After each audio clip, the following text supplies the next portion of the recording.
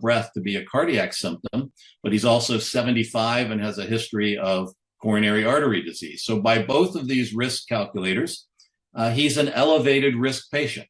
And the question is, what cardiac testing, if any, should be done?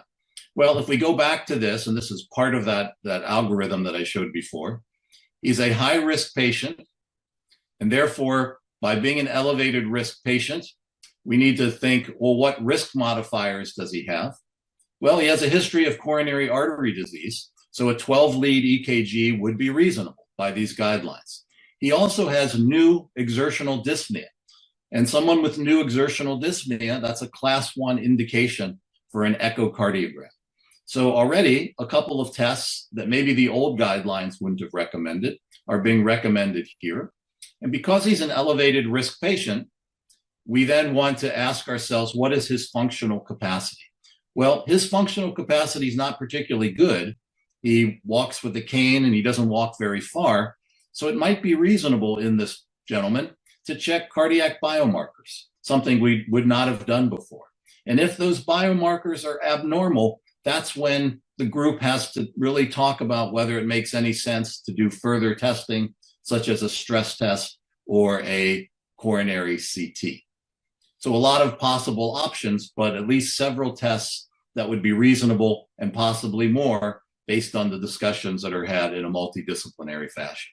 So I want to conclude by just summarizing what I've said in this talk, is that clinical risk factors do identify patients at an increased risk when they're going for non-cardiac surgery.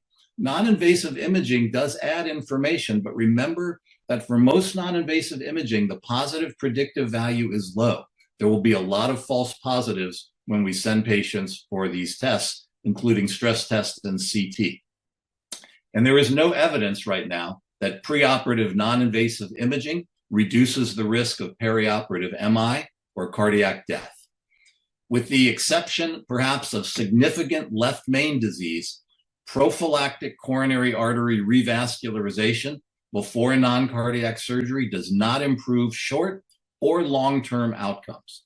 And remember that premature termination of dual antiplatelet therapy after a person has a drug-eluting stent in particular greatly increases the risk of in-stent thrombosis and should be avoided whenever possible. And finally, one of the things really stressed by these guidelines is the importance of multidisciplinary decision-making. These guidelines were created with cardiologists, anesthesiologists, radiologists, et cetera. And this should also be in part of our practice, particularly when dealing with very high-risk patients. So thank you very much for your attention. I'm sorry I couldn't join you in person, and I'll stop here. Thanks again for your time. Okay, so I'm going to pick up, talk about prevention and treatment of perioperative myocardial injury, kind of picking up where Dr. Wittstein left off, a number of disclosures, research support. I have some stock and some advising. These actually don't affect this talk, but I want to know about it. We're going to talk about the epidemiology and pathophysiology of perioperative myocardial injury. We'll talk about ischemic injury, type 1 and type 2 injury, talk about non-ischemic injury, and then we're going to talk about strategies to prevent, diagnose, and treat injury. And we're going to focus on some of the recent guidelines, and Dr. Wittstein already talked about that, the 2024 AHA-ACC guidelines.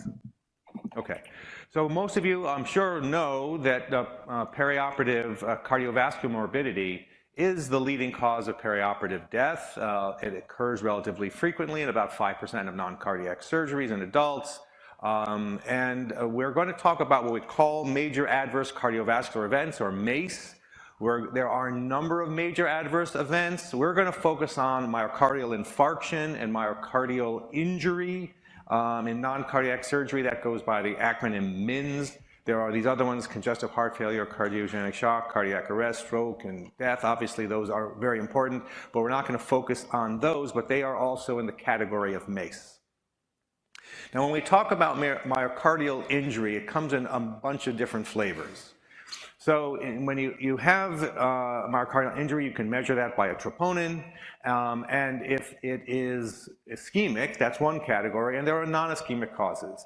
And the ischemic causes can be further broken down into myocardial infarction and to myocardial injury without an infarction, And those patients who actually have an infarction can either have a type 1 injury or a type 2 injury. We're going to talk about that. And non-ischemic injury is from other causes besides things that would cause myocardial ischemia. And distinguishing these things is important, and we're going to get to that. So when we talk about these myocardial infarction subtypes, there's the type 1 infarction, which is what you see as spontaneous MI in the free living world. It's also called an acute coronary syndrome, or ACS, and that occurs because there's rupture of a plaque, an ulceration, a fissuring, and then an acute thrombus of the coronary artery. And then type 2 injury is caused by imbalance of myocardial oxygen demand and supply. And so this is kind of what that looks like visually. On the left-hand side of the graphic is type 1 injury. It's an anatomic abnormality. Literally, there's an abrupt cessation of blood flow because the coronary artery becomes thrombosed, the plaque has ruptured, and you can see on this picture that there's a clot sitting there. And the risk here to the patient is related to just how much atherosclerotic burden they have in their coronaries. The type 2 injury is a physiological abnormality. There are a number of causes of this physiological abnormality: surgical pain, hyperadrenergic stimulation, hypotension, hypoxia, bleeding, anemia, etc. All of these can contribute to this type 2 injury.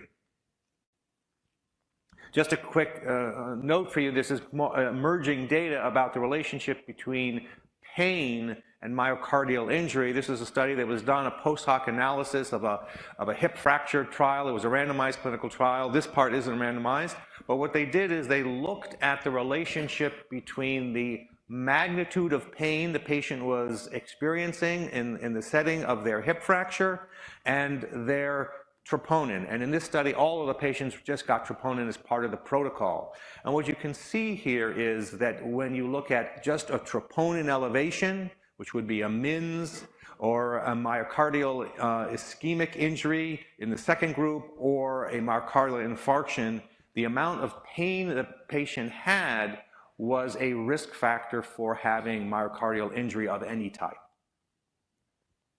Now, how do we differentiate MI versus MINS and ischemic versus non-ischemic injury? So an MI, of course, there are two flavors here. There's the ST elevation MI and the non-ST elevation MI. I think you're all aware that that is diagnosed by a typical rise and fall of troponins greater than the 99th percentile for the test for that center. Different types of tests can be used. Plus, you have to have one of these other things. An ischemic EKG, you can have ischemic symptoms, or you have an imaging study which shows that you have some type of a perfusion abnormality or wall motion abnormality. So when we distinguish that from MINS, you also have a positive troponin. You have to have it in the setting in which you think the patient is ischemic, and that troponin needs to be positive within 30 days of surgery. And the difference here is you do not have one of these other three things that are diagnostic of having an MI. So you have the positive troponin, but you don't have these other things, or it's equivocal.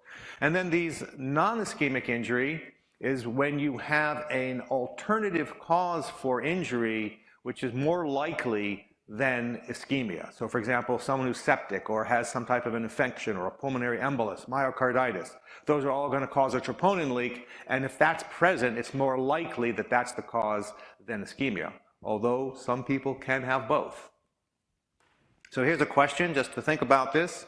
Which type of myocardial injury do you believe is associated with increased perioperative mortality? A type 1 MI, a type 2 MI, a troponin without ischemic symptoms, a troponin from non-ischemic causes, or all of the above?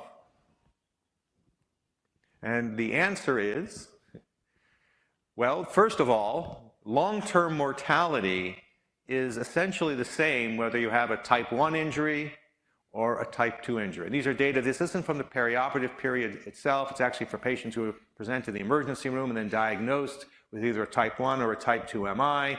And what you can see on the left-hand side of the graphic and where those dots are, some of them are type 1, some of them type 2s, and they all on the x-axis is the years after the event. It goes out to 5 years. And you see the dots are on a diagonal. So It doesn't really matter. The mortality is the same over time. And graphically on this other study, essentially it shows the same. Whether you have a type 1 MI or type 2 MI, over time, this isn't in years. Well, it shows in days, but essentially as years, it's the same. So both are bad.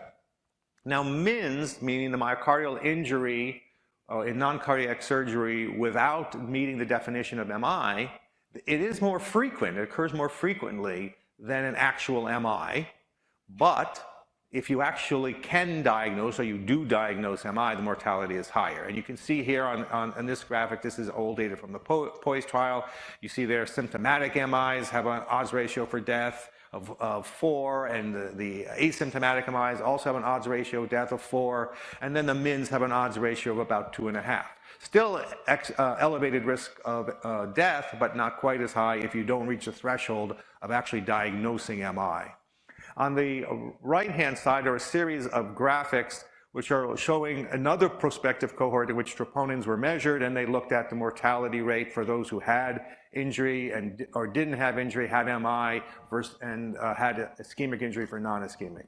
And just if we focus on the 30-day column there, which is the first column there of the right-sided graphic, what you can see is if you have an MI, that's in red in the upper panel over here, if you've had an MI, your risk of death is higher. And that's true at 1 year as well. But if you break it down by the type of injury, it turns out that the non-ischemic injuries actually have the highest risk of death. So having a positive troponin